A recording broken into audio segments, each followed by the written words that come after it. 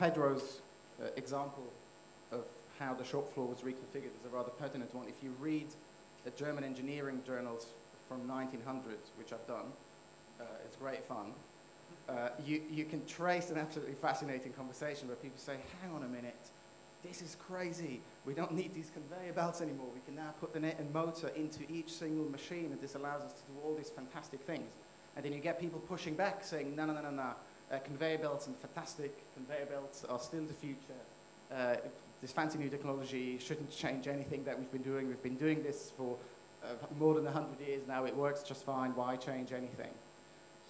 So it was far from obvious to people that you could drastically increase productivity by reconfiguring your shop floor, as Pedro said, going from a multi-story building that you needed because the conveyor belt needed to go up to distribute energy, going to a flat layout where you could work in an agile way and be much more efficient. So in this panel, we'd like, in a way, to trace the exact parallel discussion, which is what will these disruptive technologies do to the public service, and we're also interested in examining the effects of that reconfiguration on the relationship between the citizen and the state, and on trust and legitimacy between the citizen and the state.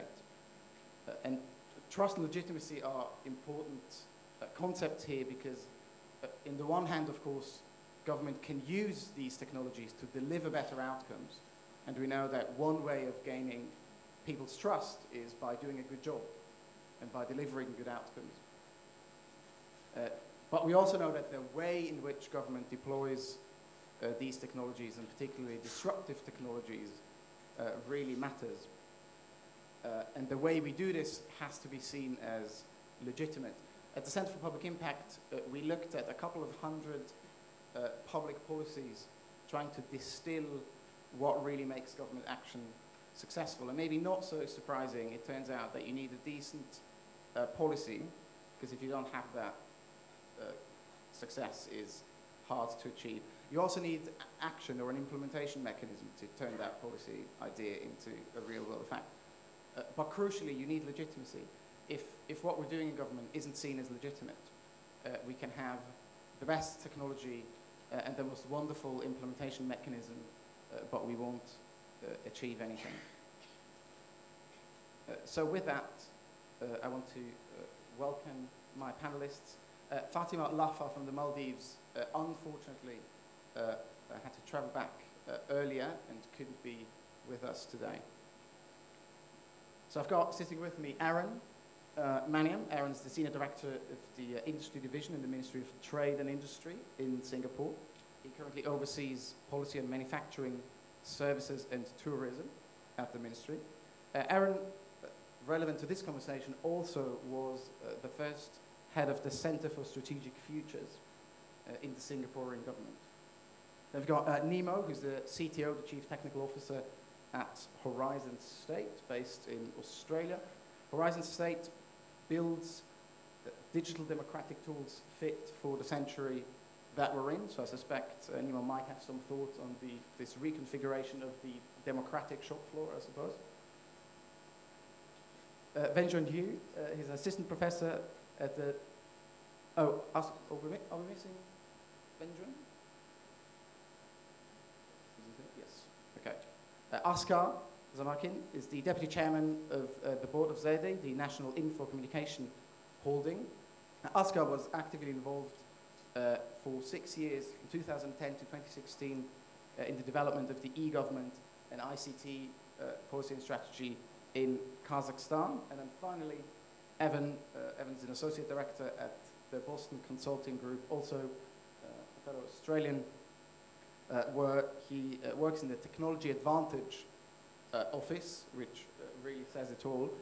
He's particularly interested in using data analytics to prioritize public investment and figure out the balance between short-term benefits and long-term impact. With that, and Aaron, I'd like you to kick us off. And if you could say something about how these disruptive technologies will reshape government, and possibly also which one of these might be most helpful, most promising in achieving the 2030 agenda. Thanks very much, Danny, and to the UNDP Center as well for the very kind invite to be here today. So I thought I'd start, just to respond to your question, right, by saying that it's very hard to pick a favorite technology. It's like picking amongst a favorite child, or a favorite child amongst many. And I think if you speak to 10 different civil servants, you will get 11 different opinions on which the most important technology is going to be. So I would say that my personal favorites tend to be blockchain and AI, and I'll explain a little bit why to all of you after this. But I want to start with the earlier question about how governance is actually going to change. Because for me, one of the most fundamental things that are going to happen is that the very nature of how we perceive resources is going to have to be rethought. One of the most traditional assumptions that we make about resources is that they are scarce. And any economics textbook that you look at will start with a chapter that says the fundamental problem of economics, right? Or the central problem of economics, scarcity. What we're dealing with today is, I think, situations where things are not necessarily abundant, but the nature of technology, especially with things like big data and the potential that's afforded by machine learning and AI, are such that resources are going to become much more generative. Knowledge is going to be more generative because there's more of it and we'll be able to create more of it as we go along. And relationships, trust amongst people as well as between citizens and governments can also increase if we use technology better. That's where I think the blockchain example becomes particularly relevant, because there are ways of authentication that now exist which simply were not possible or practicable in even 5 to 10 years before. So I would say that the nature of our resources is going to change quite fundamentally, and who gets involved in that act of governing those resources will also have to change. I think it's not just states or markets alone, but we will need communities and individual groups of citizens to come on board and be much more active, which is why I thought the plenary discussion earlier, right, about how we need to involve other actors and not just public sectors is such a key idea actually for us to all consider. That's one thing. The other thing I would say is that we're also going to have to deal with the fact that lots more policy making is going to be an emergent process, a process that is constantly unfolding and not one which we can predict with much accuracy ex ante. That's, again, because of the kind of new possibilities and new permutations of ideas that these technologies are going to create for us. So we'll have to get used to very experimental modes of policy making, trying things out, making beta tests, and seeing how the system actually reacts to those, and then actually changing and altering and refining those ideas as we go along. Maybe I'll stop there and just start us off with that. Thanks so much. Picking up on that, Nimo, I suspect you know a thing or two about the relationship between the citizen and the state, and how these technologies might reconfigure that. Okay, so what I've been looking at for the last few years is how do we take what citizens think and what citizens want and relate to governments, right, in a way that takes away intermediaries. Because what we have today in the world is we go to the polls once every 3 or 4 years, depends on when you live. You put a little note in a little box and you choose your representative. But then between that time and 3 years or 4 years later, there is really nothing you can do, and you do not have access to that representative normally. The people who do have access, sadly, are large businesses with a lot of money and a lot of interests that are not necessarily our own interests as citizens. And one of the things that, as Aaron pointed out before, one of the things we've been looking at for the past year or so is how can we reshape those relationships using technologies like blockchain. And what blockchain lets us do, so blockchain, just to maybe to put level everybody's knowledge, blockchain is a way to have data that is completely transparent and completely unchangeable. So if any data is put on a blockchain and I go, or you go and you read the blockchain, you can see what's been there. No one can tamper with it. No one can go there and change it, and no one can pretend to count. And this works back to a rising state. We'll call it business, but to what we do is No one can go there and count the votes that we cast on the blockchain and say, well, these guys got 60%, these guys got 40%. Everybody can go in there and have a look and see, well, it was actually the other way around. So in this sense, technologies like blockchain, they deliver full transparency, and I think governments can benefit from using full transparency, because this is where we have a huge gap today between what citizens want. Citizens want to be heard. Citizens want to be listened to. Otherwise, what we get is echo chambers in Facebook and Twitter and Reddit and everywhere else, where people talk to each other because they self-select who they talk to. And no one is there to really say, well, hang on a second, how about, did you think about that issue or the other? So if we can use technology to relay what we want and what we think to the government, that's a good start to begin with. And the other thing is blockchain and other emerging technologies like IoT can do a lot in terms of cost saving. And again, maybe pointing back to what Aaron said about scarcity of resources, the idea or the concept of scarcity of resources is changing today because our economy is changing. We're no longer, in a lot of places, we're no longer an ownership-based economy. I mean, how many of us still own CDs for music? Right? We stream, we download. There's no physical product there. So it's an economy of access, really, or an economy of on demand. And there's a lot that government can do, and government needs to lead the way in both regulation of those things, but also in sort of future thinking. We used to have, in Europe, in the Middle Ages, we used to have court philosophers, not only court jesters, and it seems like this is missing in governments today. But we can use technology to gather that wisdom that is out there and get discussion, get deliberation going, and get people involved, and just make sure everybody is included. The distributed court philosopher on the blockchain, that is a phrase I will take with me from today. Aaron, you spoke about the potential of AI for government, and Nimo, you just talked about how blockchain can change the way the government interacts with citizens. What does this all mean for how public governance works and how the civil service works, Askar? Because arguably we'll need to change our ways of doing things. Good morning, ladies and gentlemen. I will not be talking about particular technologies, but rather about how technologies can reshape the government in general. So technologies and government agencies should always be accompanied with corporate culture, transformation, and values it brings. So how technologies, for example, in Kazakhstan changed the public sector? It changed them, how employees interact with each other, how agencies interact and collaborate, how government within itself, and within, for example, the Eurasian Union, how different states interact and collaborate, exchange the information. And this is, I think, if previously it was G2B, G2C, and G2G, this maybe state to state is a new thing where government should look, and maybe such an platforms, maybe this topic for other future conferences as well. Because ASEAN, EU, Eurasian unions are moving towards this. So technology, one of the first points is that technologies are leveraging the public and private partnerships.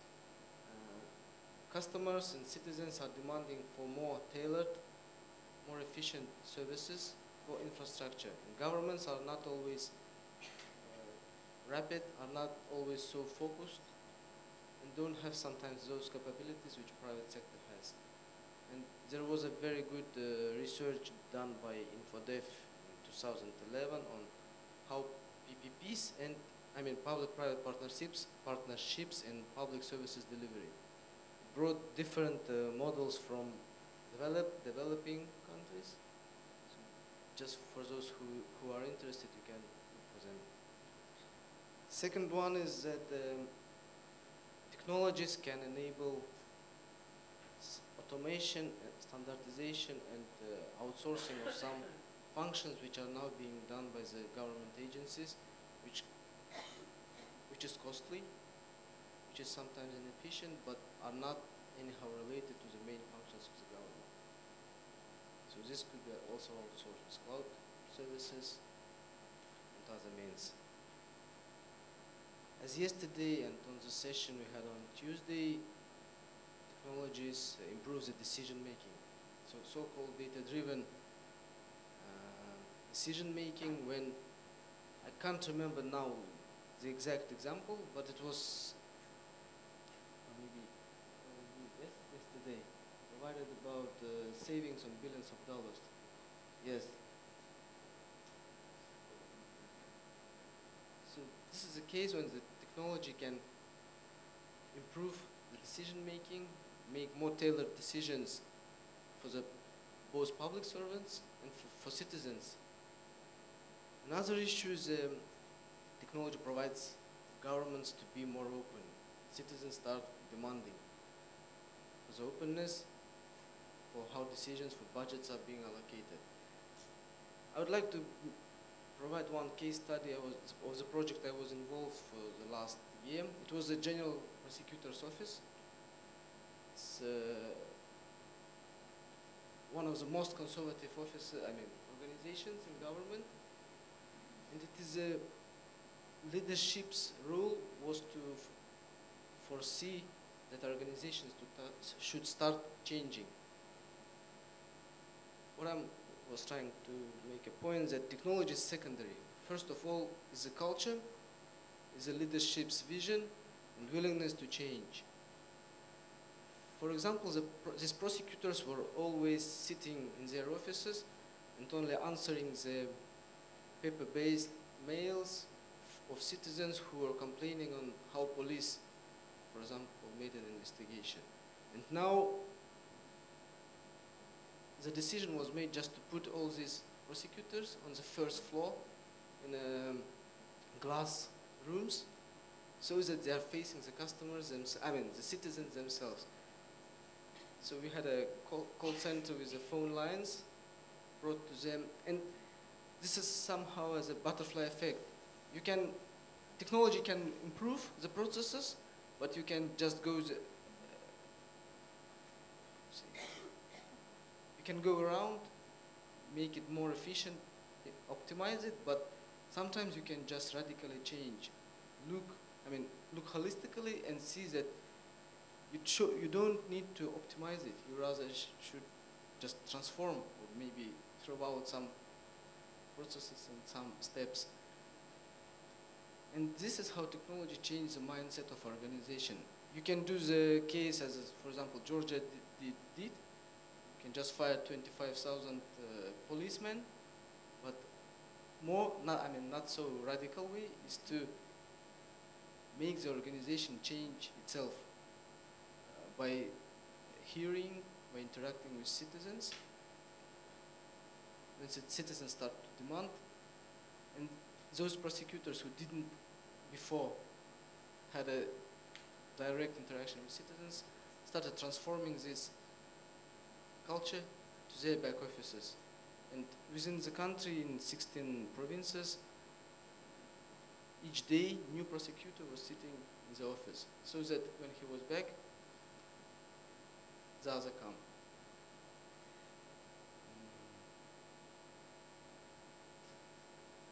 In terms of the maybe trust and legitimacy, again, government cannot be on one side as tech savvy, saying that I'm deploying technology, and on the other be closed. So if you start being somehow open, implementing technology, start being more efficient, you should respond to the citizens' demands as well. For example, we have seen many portals or applications when government, just for your own PR, introduces, I think I saw yesterday from Singapore, when you can make a photo of bad road or open canalization with metal thing on it, But if you don't react, don't fix the problem, citizens will lose their trust in government. So it's better not to start even this step. Fantastic, thank you so much. I used to live in Berlin. The Senate in Berlin, the legislative body asked the administration to introduce a 311 system where people could take pictures of potholes, but the executive refused, citing the exact same argument, saying, well, if people tell us where the potholes are, then we'll have to do something about it, and we can't. So it's better not to do anything about it. Your point on culture is really interesting. I'm not sure who coined the phrase culture eats strategy for lunch, and maybe it also eats technology, culture eats strategy for breakfast, and maybe it also eats technology for lunch. Then, Evan, you had the privilege of working with a lot of different organizations, both in the private sector as well as the public sector, doing these kinds of transformations. What are some of the practical lessons you've learned of how to make that work? I think the first and most important thing is having clarity over what it is you're trying to achieve through both the strategy down to the execution. Because if you can't align your people around a common objective, then you can't bridge the transition. I think one of the really interesting trends that's coming out, especially in the public sector, is an increasing scope of the role of government and governance. Like in most industries, things are becoming more complex rather than easier. One of the interesting trends, I think, is around the increasing need for the government to act as a role of reducing the friction between transitions. Now, that applies from the macro level to the micro level. So if you think about historically, governments played a lot of roles in society. The advent of the combination of the IoT, digital, big data, machine learning, and AI means that increasingly it's not just about making sure that the country operates effectively and then we address inequality and poverty and everything else, but actually people have an expectation that the government will make their lives easier and not harder. Now, historically, that's been a byproduct of bureaucracy, but the advent of machine learning and AI means that we need to look very, very differently at what we do. So some very, very real example. At the micro level, if you look at London Transport, simply by understanding their customers' traffic patterns, analyzing ticket sales, and helping provide a number of behavioral economic style nudges to help people catch trains at slightly different times during the day, by helping them understand sort of how their travel is likely to affect their actual getting from point A to point B, depending on when they choose to travel. They estimate that they've been able to save around about £10 million worth of travelers' time, simply by understanding what the patterns are and by helping explain those patterns to people. So there's a level of ownership that the passenger has over making their own decisions, so they don't feel like the government is here to tell me what to do. But on the same note, that's actually significantly helped at a micro level reduce the friction associated with transitioning between work and home for millions and millions of people. If you scale up to the macro level, I spoke yesterday and Askar talked about it briefly, New Zealand governments helped reduce around about $12 billion worth of long-term liability by helping smooth the transition of people between unemployment and employment. By, again, looking at their personal details, by understanding what's driving their personal situation and what's driving their personal set of disadvantage. Now, to your point, to loop back around to the culture, the problem is that, and I think one of the core challenges we face is that the government clearly, and we as policymakers and people who are responsible for service delivery, have a clear role to play in bridging those transitions and helping reduce the friction. But this is vastly contrary to the way that many of us approach government around process, governance, and controlling access to services. Culturally, this forces a big rethink. And I go back to that core point that I made at the very beginning. The core of it is about understanding and being really clear around what we are trying to do within government and being very clear about what our role is within society. And then having a set of people who are very, very clear on how they play a role within that. Could you give us from your work, maybe the most striking example that comes to mind where a government has done just that. Okay, so a great example, and I'll be very specific. The guys who worked on this were really great people. As part of the, and again, I'd encourage anyone who hasn't read about the whole New Zealand approach to reform around social services. There is a paper out in the front about it. It's a really interesting, fascinating journey that they've been on for a number of years. A microcosm of that has been the data-driven focusing of targeted investment towards people who create the largest long-term liabilities in their social services system. So the goal was not to, and if you start from the policy goal and the political objectives, it was not to get people off welfare. It was to encourage a culture and an environment where people were helping people to help themselves, fundamentally. So look to move people up Maslow's hierarchy of needs, understand the reasons why they were being put in situations of perennial disadvantage, and then help them work out ways of solving their problems by working with them to create a sustainable break from poverty or disadvantage. Now, you translate that down to the much lower level. That objective was pretty clear at a policy level. It came down to but it wasn't very clearly adopted by, or wasn't clearly understood as to what that actually meant in terms of the people doing the analysis, the numerical analysis, trying to work out how do we translate the mechanics of government into something that's supporting that policy goal. At a practical level, a number of people sat down and almost literally, being in New Zealand, in a pub around a table with a napkin, and started thinking, they were motivated people, they started thinking, well, how do we actually do this? Because we can't do it within the construct of our current service delivery mechanisms. So they went back to first principles and said, let's think logically. Let's think, okay, so if we know who these people are, we can probably help them better. Okay, that's a great idea. What do we know about them? Well, we know what services they've been consuming. So we know that they've been taking unemployment, or they're getting education assistance or something else. That's useful, but that doesn't really tell us anything about them.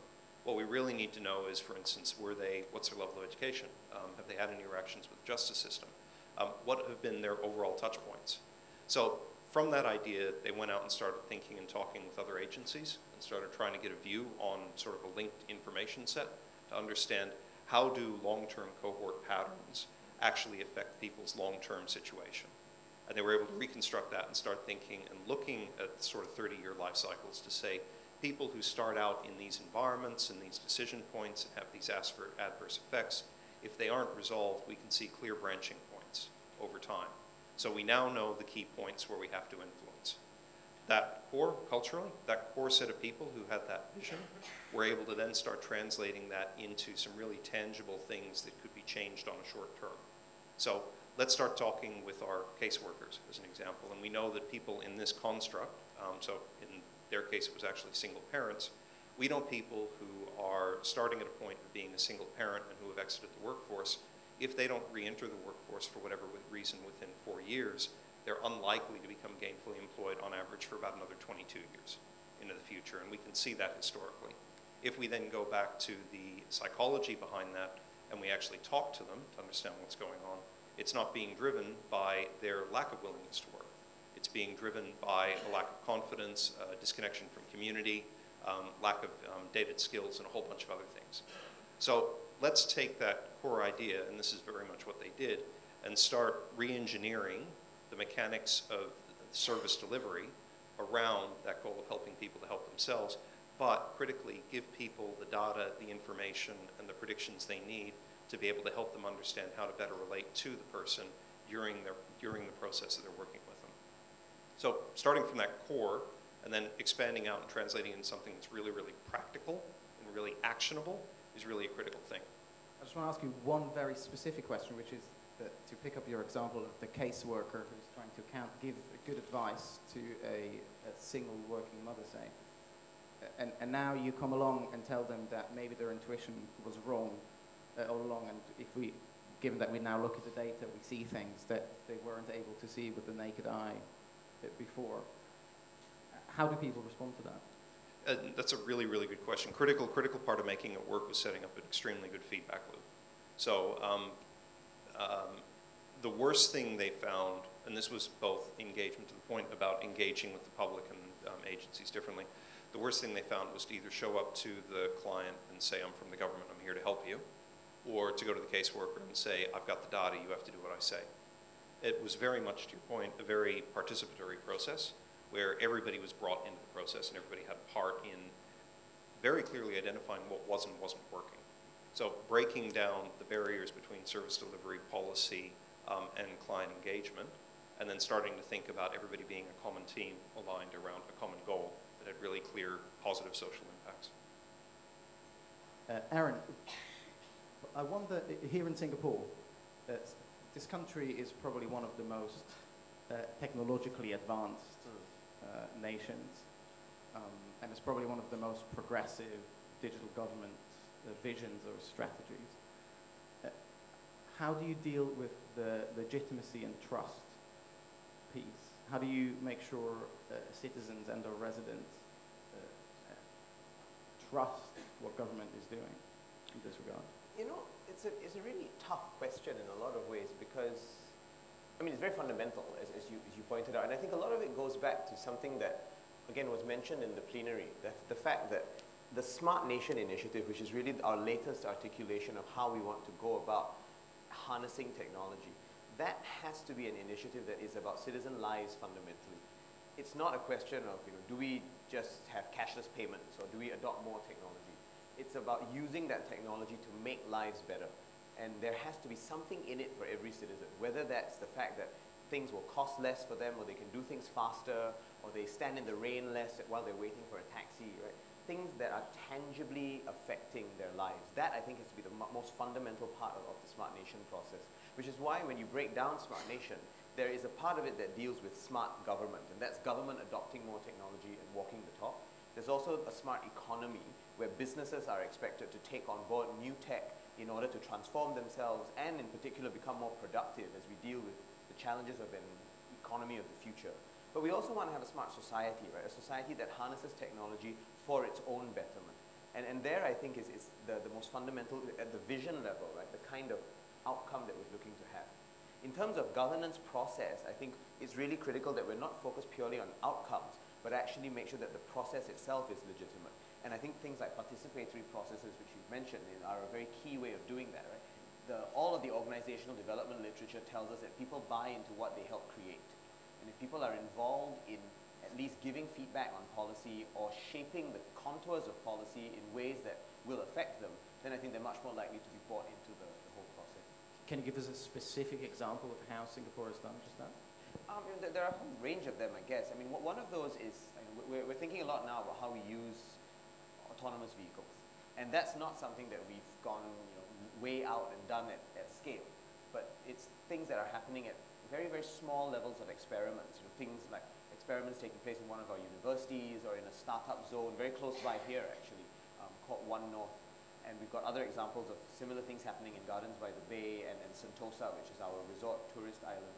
But in each of those cases, before the government actually undertakes the introduction of an experiment, there's always some element of consultation. There's the involvement of citizens in the process, giving feedback and saying, here are the things we fear, here are the things we quite like about this new technology, here's how we think we can use it better. And I think that sort of participation, which is actually very untechnological when you think about it, is a key enabler of the technology actually being much more bought into at the end of the day. I'll open it up to questions from the floor in just a minute, so now is a good time to think about potential questions that you might have. And I encourage all of you to jump in if you feel like you want to respond to something one of you has said. Askar, I was wondering, the prosecutor in the glass box is a rather beautiful image. Can you tell us a bit more about the cultural change behind that? Because I imagine doing that may not have felt intuitive or easy to people, and not everyone may have appreciated that they now need to speak to citizens directly. Yes, but it was the vision. Hold it closer. Okay, so it was the vision of the first leader of that organization, the general prosecutor. Can you hear it okay?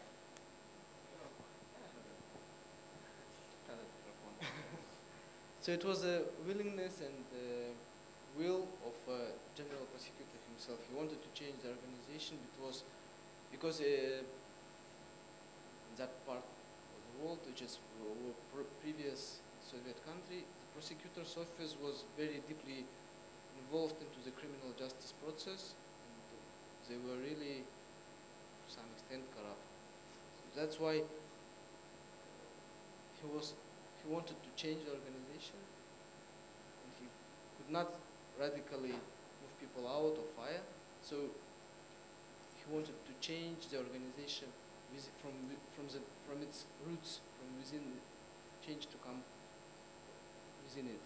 So there was a question, I think, on the agenda previously, what it takes an organization to adopt new technologies. And so one of our leaders in government, and then he was a CEO of the National Post Operator.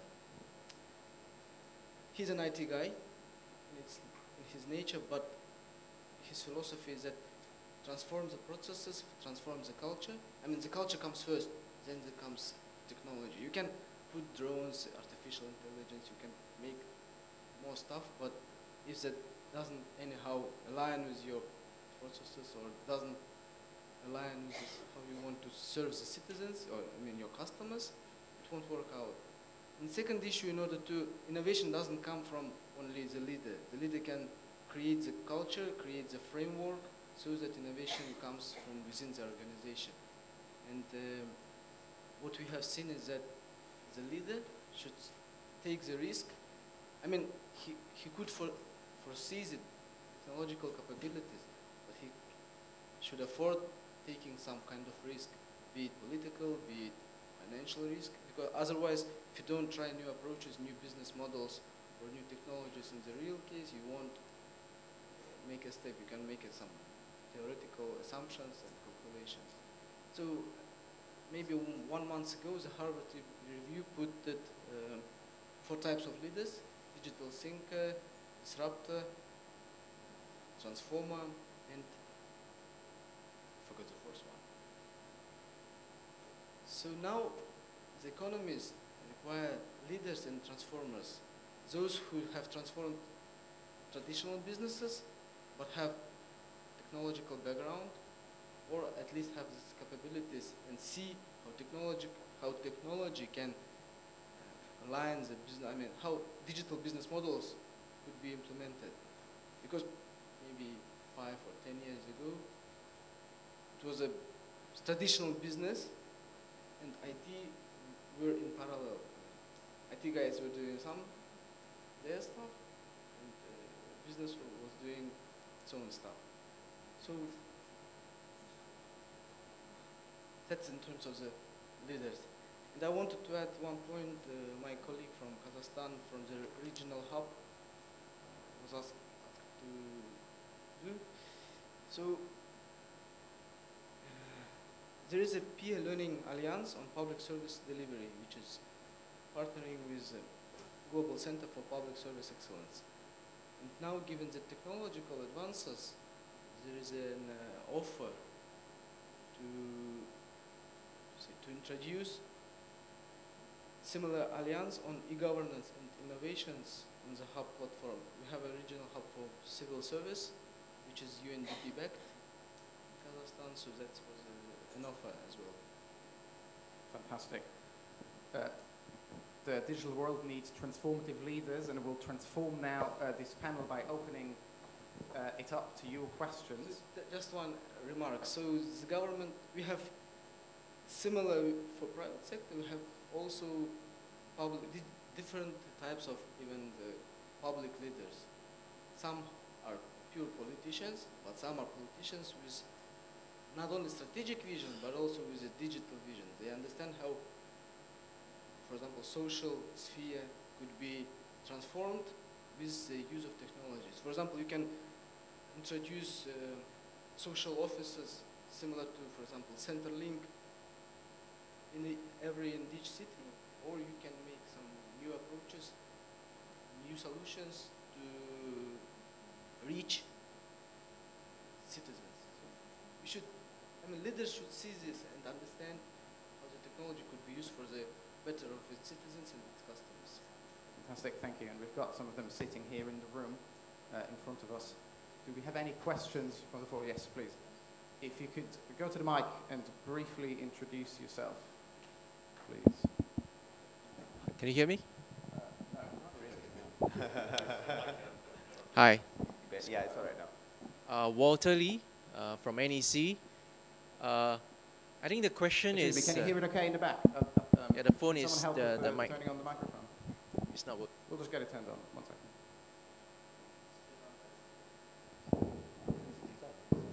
There we go. Yeah, Walter Lee from NEC. I think with regards to the topic of today, I think I'd like to address the question of in what way you think the current state of affairs will cause major changes in the way governments are organized, government agencies are organized, and do you think that government agencies related to that question are responding to that? And that question is relating to the fact that we are seeing the democratization, right, of innovation, ideas and services. So even that is already disrupting the businesses. So to some degree, I think that is already disrupting the way government services are being offered. So perhaps you can comment on that. Thank you. Great, thanks so much. We'll take a second question, and then I'll let Aaron answer that. All right, my name is Paul Ofori from Ghana. I'm with the National Information Technology Agency, the policy makers for technology in Ghana.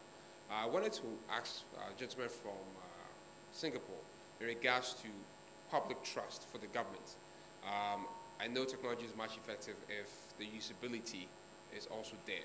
How are you integrating people understanding what you want to do for them and also implementing it so that people can use it when you are giving it to them, or whatever technology you're putting out there, how it can be implemented in the real world and people can adapt to it as well. Because I can give them all the technology they want, but if they cannot adapt to it, or they cannot use it or benefit for them, show them the use case benefits, then it will not be much more effective. So is there any case like that in Singapore where you have done that has been very much successful? Fantastic, thank you. Aaron, I'll let you have a go at both of these questions, and then I'll let the other three of you respond if you have any thoughts. Great. So let me take that second question first about the implementation aspects. And I think I agree very much with the fact that the best made policy without a strong implementation and actualization plan is going to come to naught. Right? You have to get it out there and actually used by people. Thankfully, though, I mean, we haven't had too many problems with the actual use cases, partly because I think we've not necessarily figured that government has to come up with all the ideas ourselves and then by fiat tell people what they must be doing. We're far more interested in providing broad frameworks and saying that we will support the use of technology, and there is actually incentives for businesses and even schools to take up some of the use of tech. But we leave the micro implementation behaviors to the schools or to the businesses themselves. So we don't really want to tell people you must use an iPad to take orders and to calculate the amount of bills that people have to pay in a restaurant. We let people who are running restaurants figure out those micro aspects. And I think that's quite important because no matter how well-meaning, no single government is going to have a monopoly on all the potential emergent good ways in which technology can be used. We've got to leave it to people to understand, within the framework on infrastructure of laws, of course, what they can and cannot do.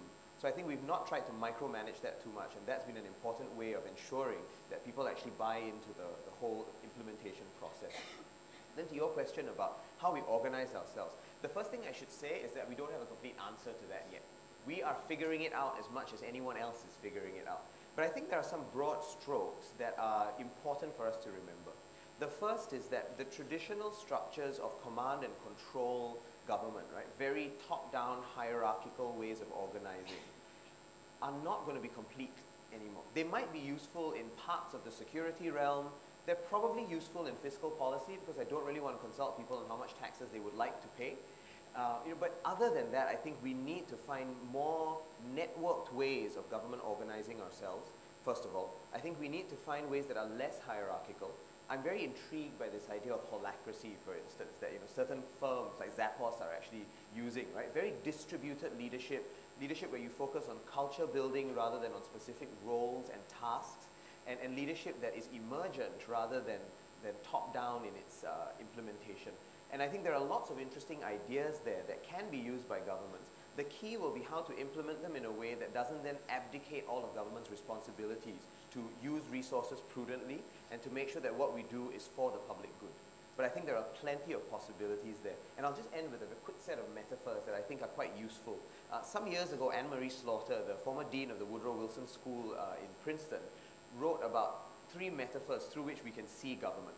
The first metaphor was what she called the control tower. So that links very much to the hierarchical command and control governance I was talking about earlier, right?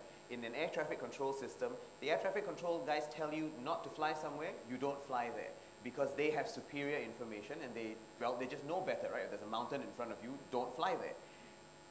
That was one model of government, but it relies on that system where a government actually has access to all the best information.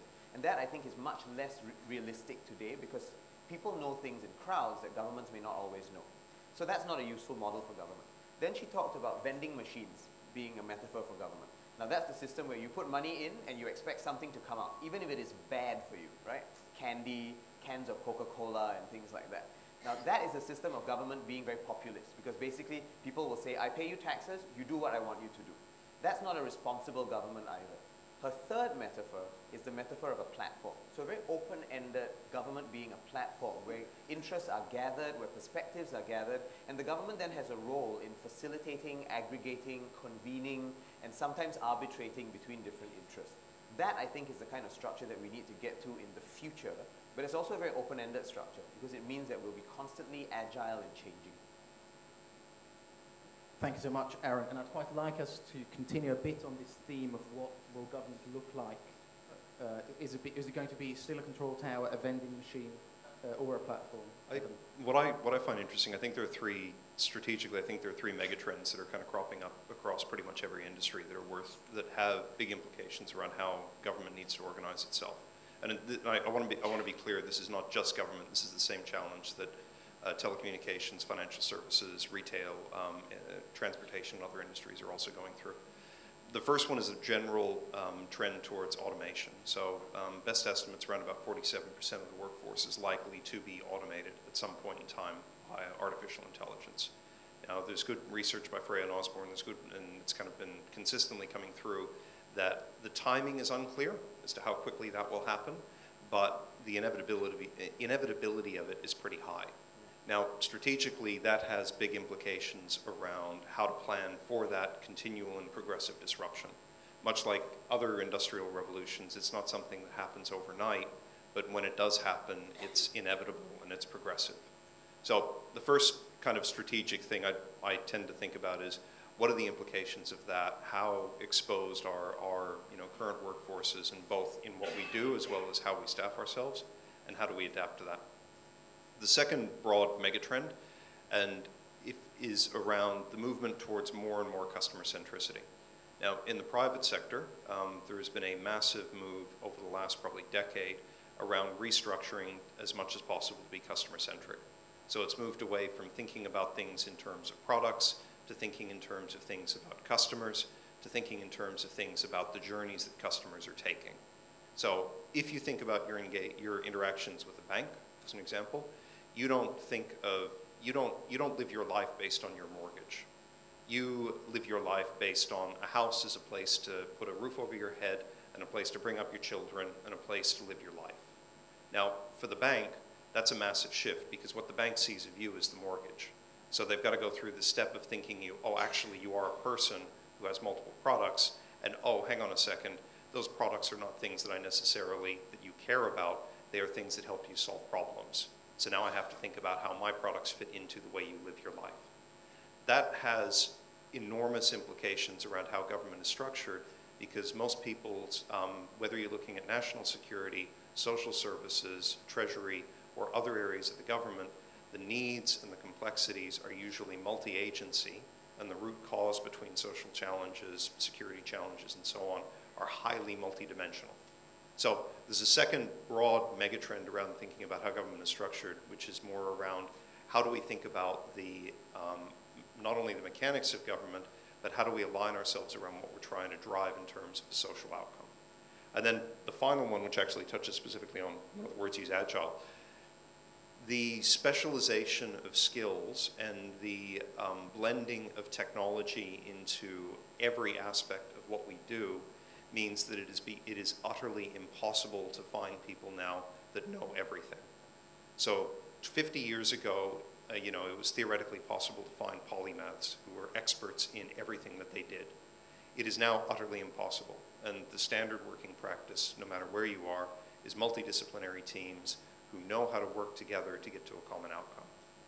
Again, that has massive implications around how we staff, we structure, and we drive outcomes, because often the people with the experience are people, if you want to develop good policy, you have to know the reality of how that policy gets executed at a service delivery level. However, it's not always structured that way. If you want to have great technological outcomes, technology isn't an island. It has to be viewed on how it's actually used in the practical real world. So silo-based functional distinctions are not scaling, and they do not work. And we've seen this in the private sector. Organizations like ING that have moved to full agile end-to-end and doing agile at scale. Organizations like Spotify that have created and disrupted music streaming services. They are working differently. And again, strategically, it's an interesting thing to ask, what does this mean for how government gets staffed? Thank you, Evan. And we'll open it up to more questions in just a minute. Askar, please. I just wanted to add a few remarks on the question about how will governments look like. So I totally agree that silo-based functions will be gone down. And for example, if even 5 to 7 years ago we were automating the functions of the government agencies, now we have moved to the end-to-end processes. Because the government, how it look?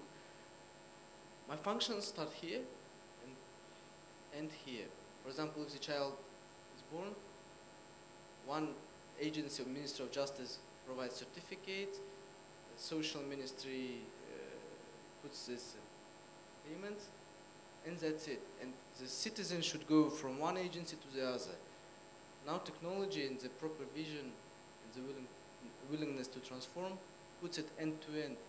So as a child, for example, is born, certificate is being issued, automatically he is being provided special account where the payment comes, and automatically is being put into this government kindergarten. So when he becomes maybe 3 to 4 years, parents choose whether they will go to the public kindergarten or not. So that's how technology transforms the government from limited functions to the life events, or what was called a few days ago, moments of life.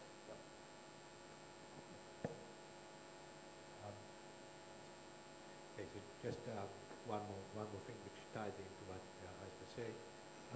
We as citizens, we have expectations that the way the government help us, the way the government provides the services, meets the rest of our digital life, right? I mean, if we look back at technology and how technology started, so to speak, technology was very reactive.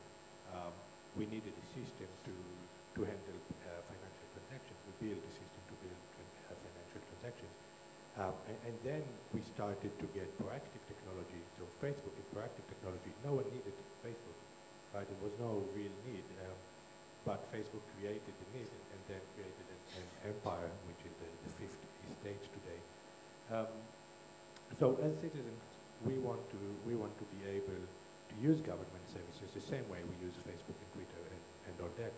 And I think in a way there's a lot of things that governments can learn from the tech industry, because the tech industry has gone through a huge transformation in the last 20 or 25 years. And we've experienced with a lot of ways to organize ourselves, to organize teams, to organize huge companies growing from 2 or 3 people to 3,000 people in a space of 5 or 6 years is a huge ask.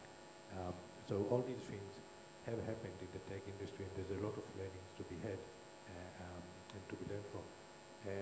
And you know, then the other thing that we might have to understand is that obviously technology is not perfect, and maybe I actually have an example that talks to what Evan said before about the New Zealand welfare system. So there's a lady who works for me in New Zealand, and she's a very, very large lady.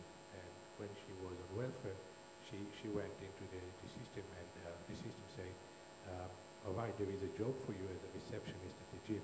Now, of course, she went to the gym, and the gym went and said, are you sure? And she said, I don't think I have the right image for that. Any person who would have been involved in the process would have immediately said, this is not right, it sends the wrong message. It's not that she can't do the job, it's just that there is a job is more than capabilities, especially in a place like the gym, which is a lot about image. And this is only one example of where technology is not perfect. Technology fails us. As software developers, I always say we spend our day writing bugs. Really, that's what we do, and we spend our nights fixing them. And this is obviously a problem for government, but it can be done. It can be harnessed for good, and we need to understand. And I think this is one of the things government needs to deal with, and this is harnessing the pace that technology accelerates and technology goes into our life. Because right now, nobody moderates Facebook. Nobody moderates AI. There's no set of rules around AI, and you know we might face a situation where the next world war is not Trump versus Korea. It's I versus AI, and you know we won't be surprised if that happens. Thank you, Nimo. Your gym example is an instructive one, because there's one read of the situation, which is, you know, a human would have intervened with some common sense. There's a different read of the same situation, which is the machine removed lots of unreasonable biases that humans bring into this, and maybe in fact this is one of the big promises of technology. I'd like to open it up again for questions, if there are any from the floor. Yes, please.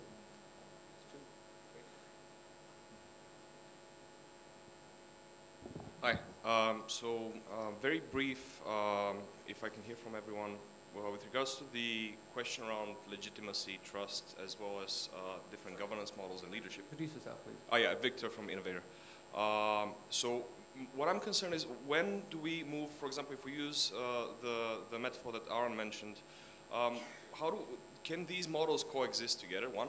And the second thing is, can the transition between them be smooth? Or does it go through a collapse kind of metaphor? Because as we see, for example, in both countries and companies, sometimes your operating theory just becomes irrelevant, and most don't cope with that transformation. So what happens is they're replaced with the new upcomers.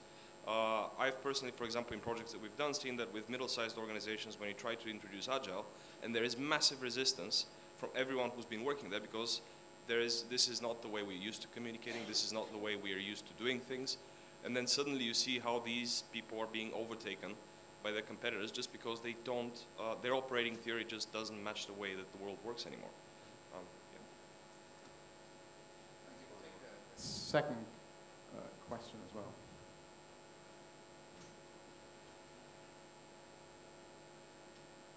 Hi, I'm Leila from UNDP Istanbul Regional Hub.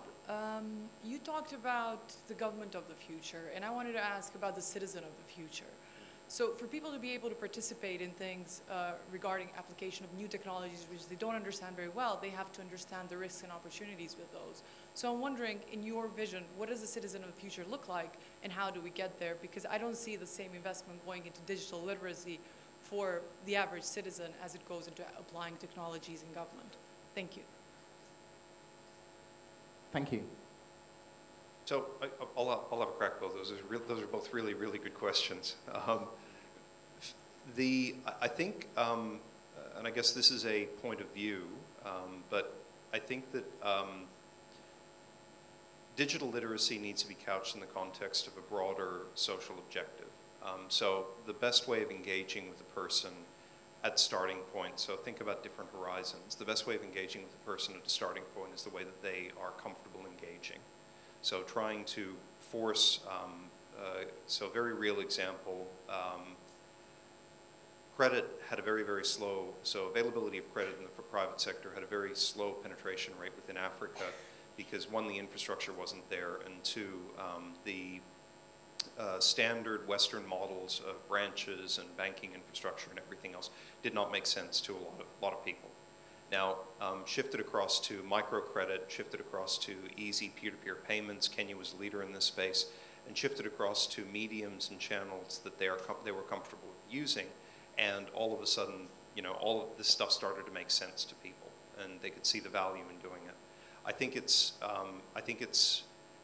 I don't believe that it's necessarily, and I think as an economist, there are dangers in the government picking winners. And saying that we have to say that this is how we're going to engage with people. I think that it's important to understand how people prefer to engage. Classic problem in social services, again, is that you're, on one side, you are facing an opportunity, you look at an opportunity to create a far more efficient system through the use of digital channels, but the reality is the most disadvantaged sectors of society do not use digital channels in the first place. Now, the short-term answer is not to say we are going to teach them how to use digital channels. The right short-term answer is to work out how do we best engage with them in the context that they live in that is going to be in a way that they're comfortable with and understand. So again, avoiding that, I'm from the government and I'm here to help you. More broadly, I see the whole question of digital literacy and the right approach to engage with is more a broader context around national productivity, innovation, and education. And it's a subset of that overall conversation. And I don't know that that gets into a whole other level of complexity. With regards to the organizational transformation and how governments will or will not adapt, and whether the three paradigms, the metaphors that you gave earlier, can coexist, I think that, and I think you made this point as well, it really depends on the area that you're focusing in on. So national defense and military, as an example, it makes sense to use a command and control system. If you are looking at consumption-based services where it is basic services, then it does make sense to use a vending machine. So I don't necessarily see it as a collapse. I see it as an appropriate metaphor for appropriate context. Managing the transition is going to be a challenge because one of the interesting aspects of government is that bankruptcy is an exceedingly unpalatable option compared to the private sector. So in the case of an organization, private sector organization that cannot bridge the transition, natural outcome is, competitors will come in and take them over. That's not an option in government, and it creates interesting challenges in its own right. So I think the real question is, how do we, knowing that we have to bridge that transition and move to new models of working, how do we manage it in a way that doesn't expose the government to excessive risk along the way? Thank you, Aaron. Would you like to? Sure. Yeah, let me jump in on both the questions. First, I love the question about transition between metaphors potentially.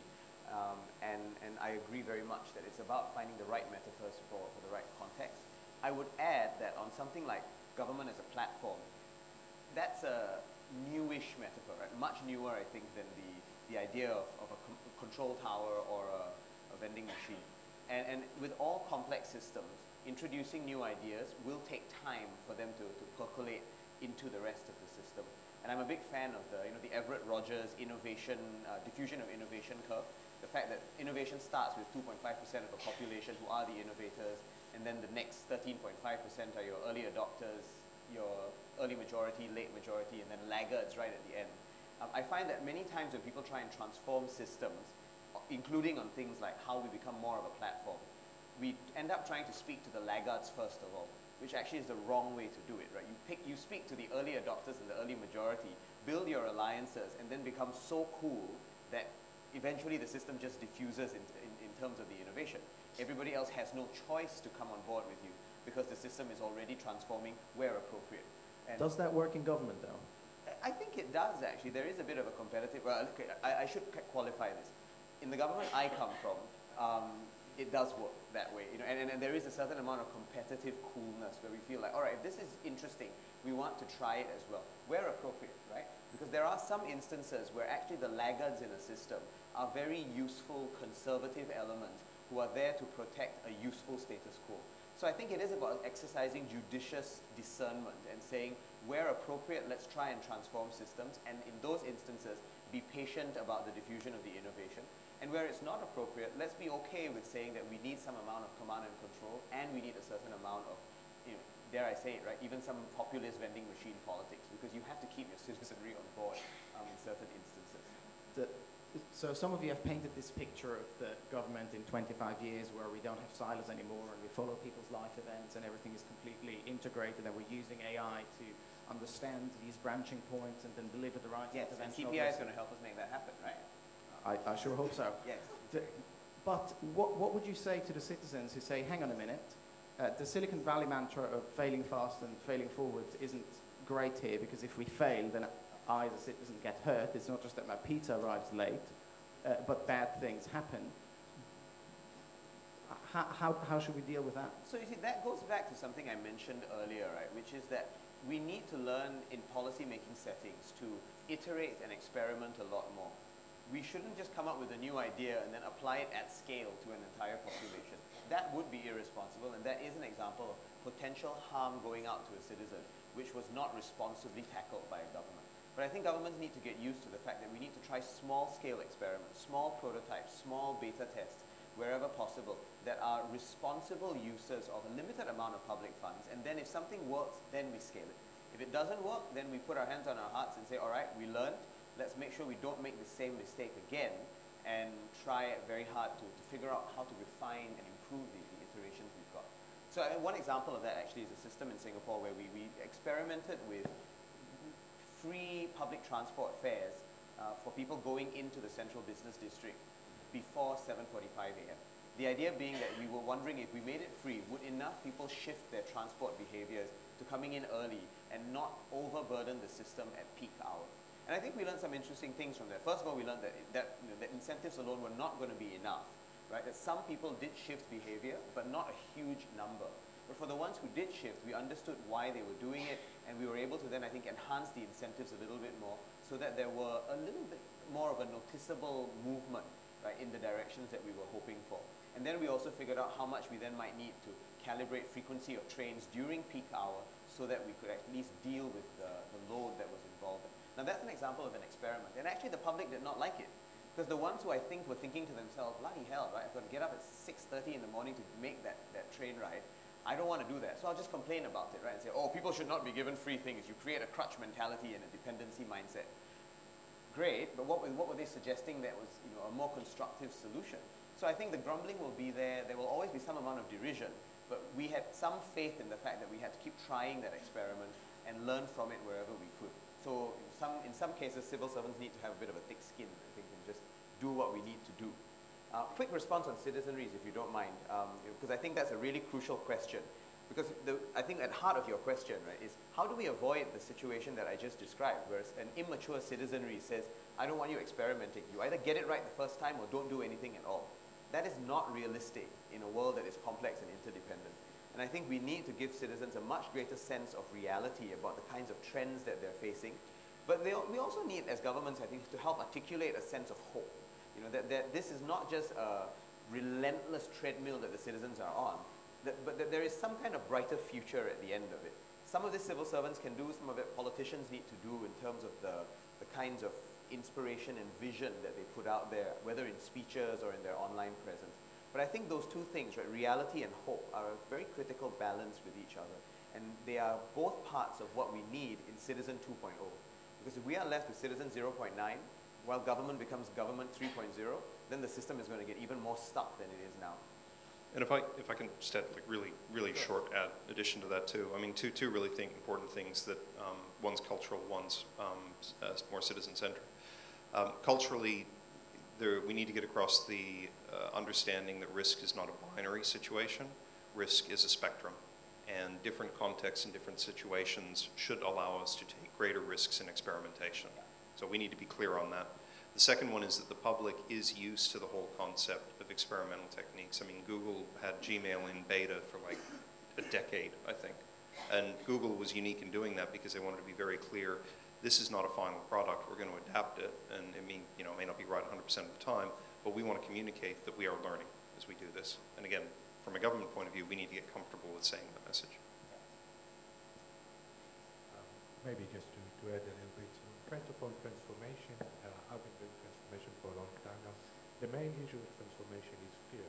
People are worried. They're worried about their job. They're worried that the skill will no longer be relevant, and they're mostly worried to be seen stupid.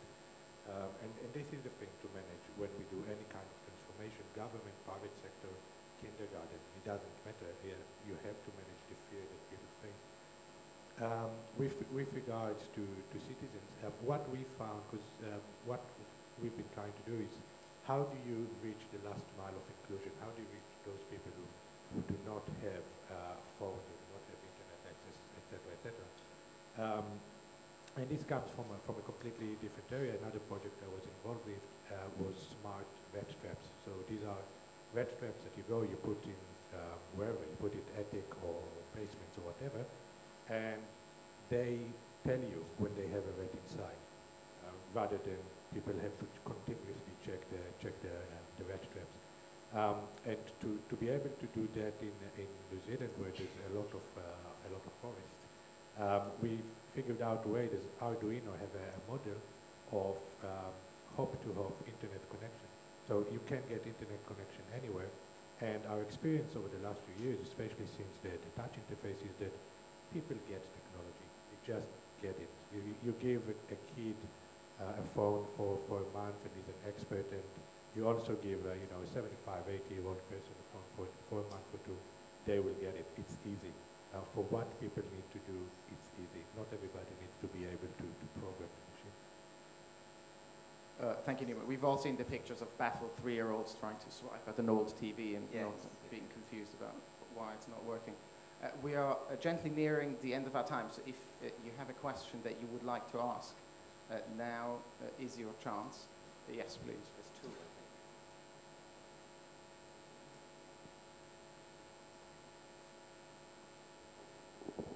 think. Jane Thomason from ACT Associates. I'd be interested in anyone from the panel who would like to kind of comment on the future predictions, particularly of some of the blockchain community who are creating distributed autonomous collectives, and see that there will be little or no future for governments or the banks or anyone else that gets involved in citizen affairs. I'd just love to hear any perspectives that people from the panel have on that aspiration of some of the technologists who are working now. Yes, Arndt. We had invited one more panelist. I'm going to play his role a little bit. He is at NTU and looks at China. And one of the pilots that China is running in some of the localities was to actually develop an index for each citizen that would start to assess how the citizen behaves, how the behavior versus the government is characterized with each individual, and would then deliver services accordingly. So if you are high on the scale of being a good citizen, you would get very good services.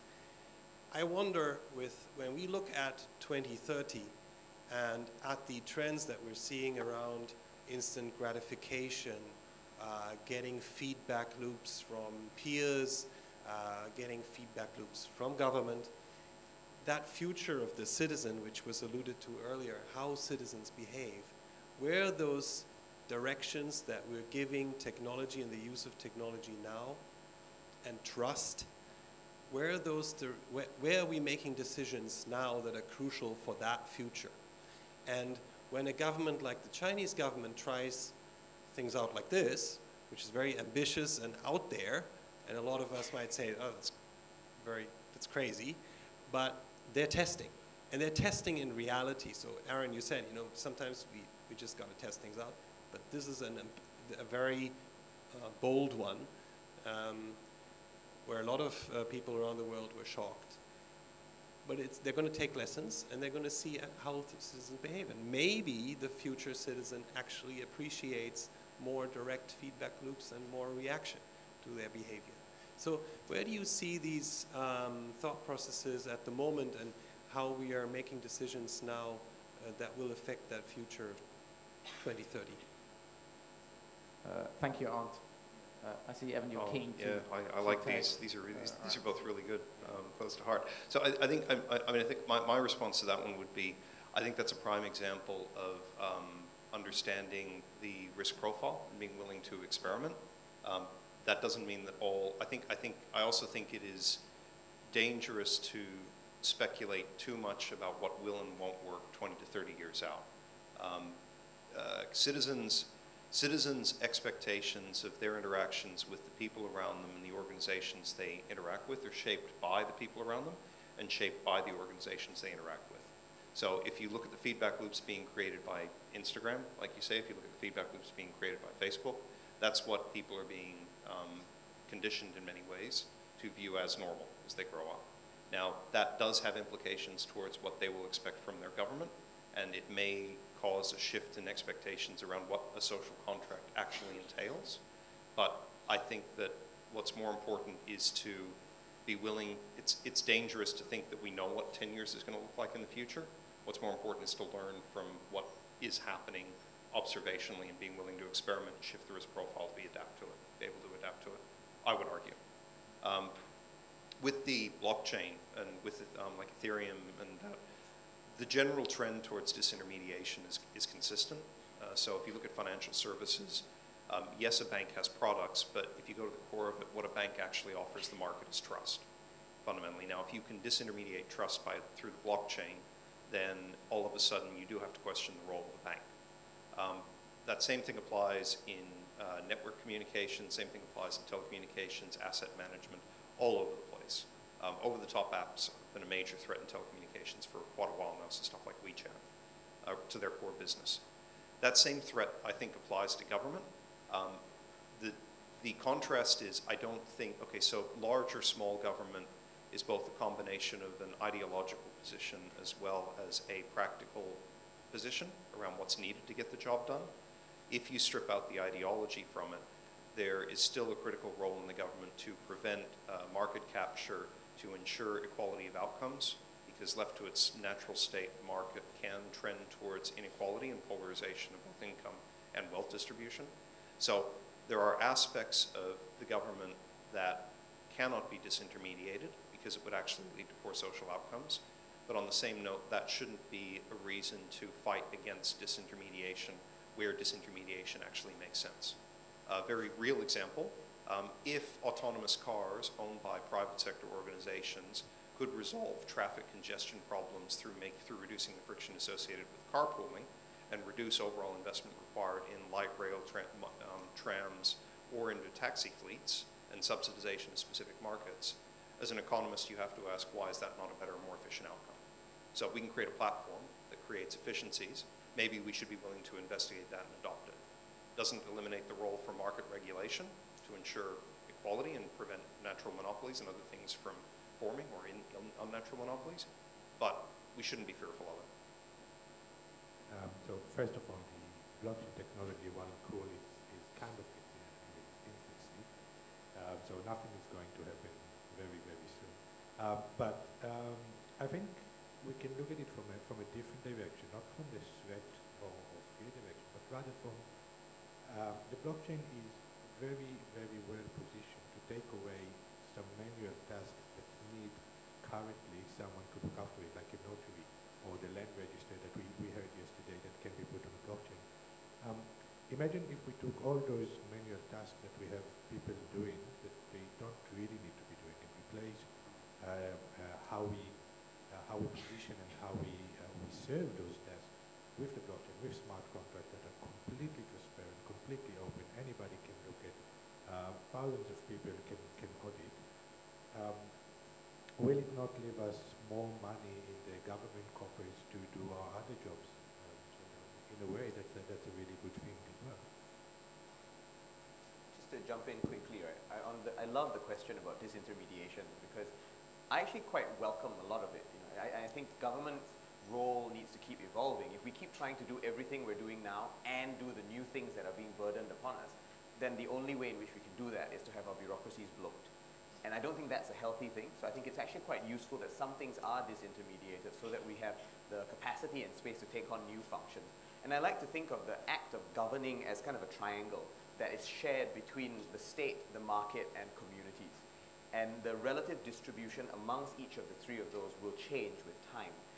But there will always be new things that come on board for governments to have to do.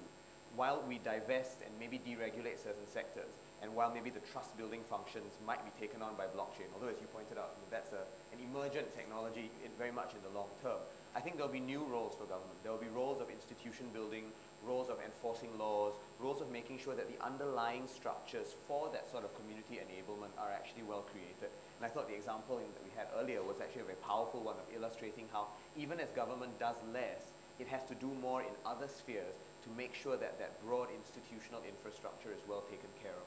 And I think that that's an important thing to remember, because that triangle will always continue to exist.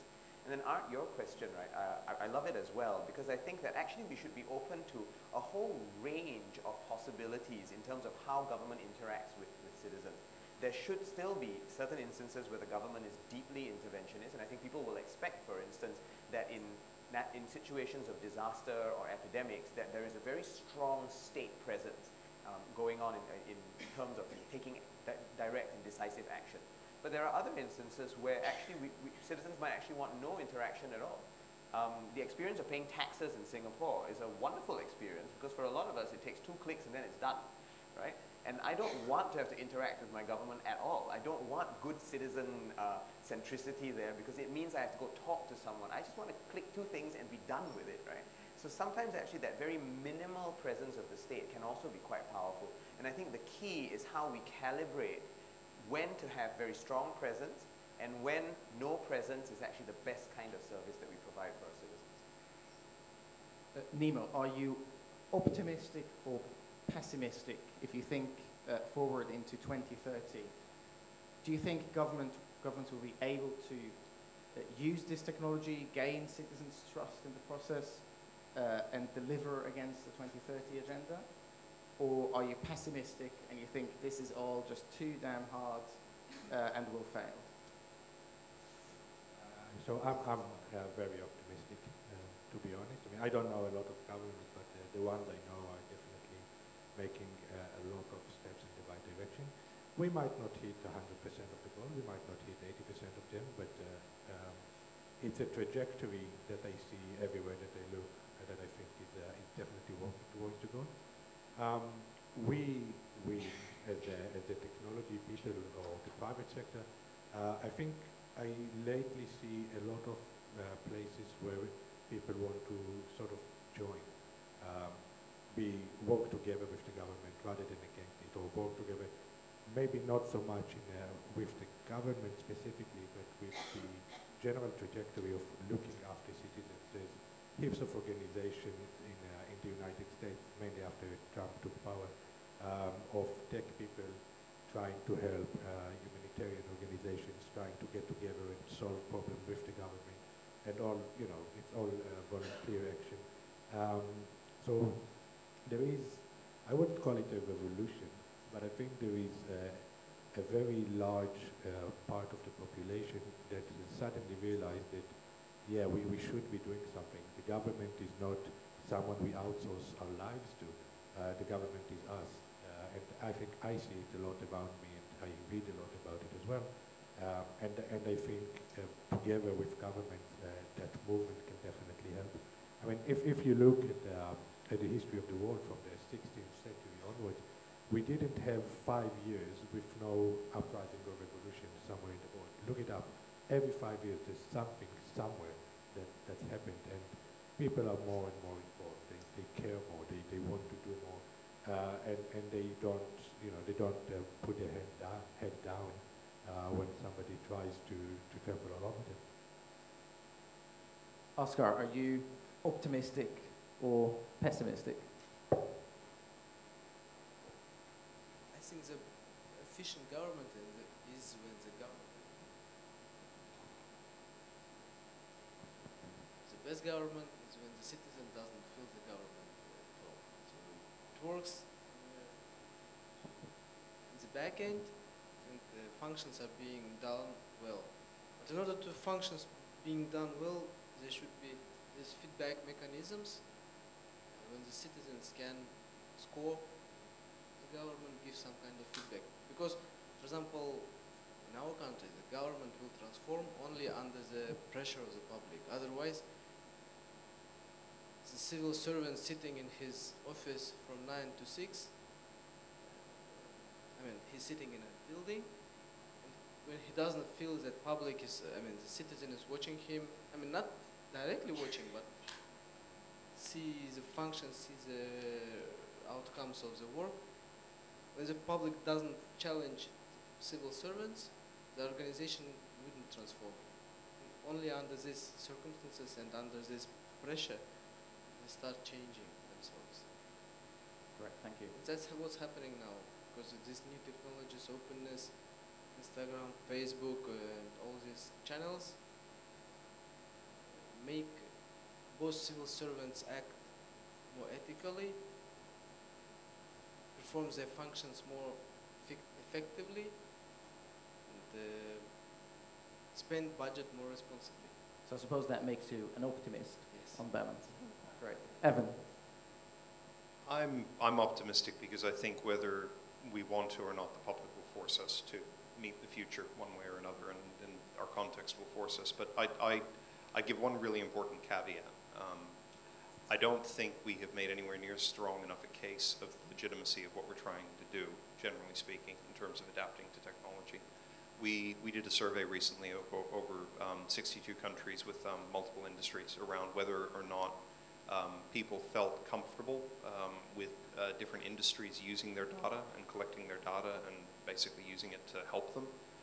Government was the third least trusted industry behind credit companies and behind social media companies. And around 35% of people felt that they weren't entirely comfortable and they felt uncertain of it.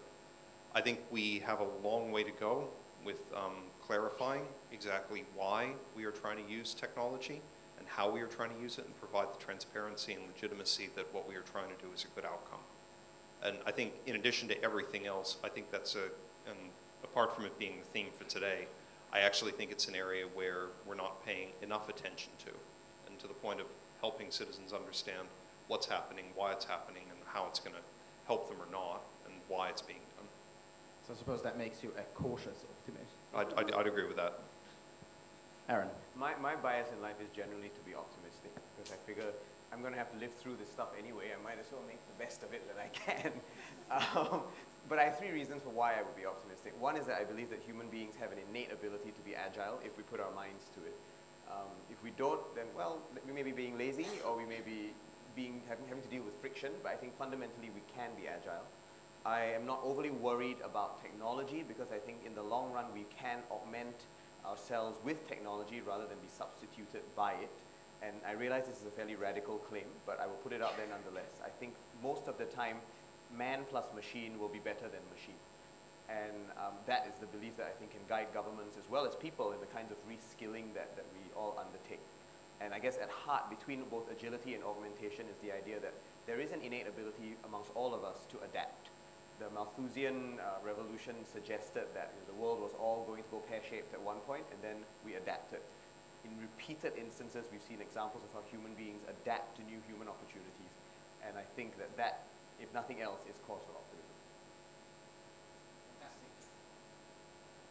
Thank you very much. We're at the end of our panel.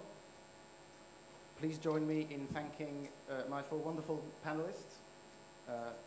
And it's, whether you're an optimist or a pessimist, it's hard to not conclude that things will change. We're not quite sure which way, but they're almost certainly not going to stay the same way.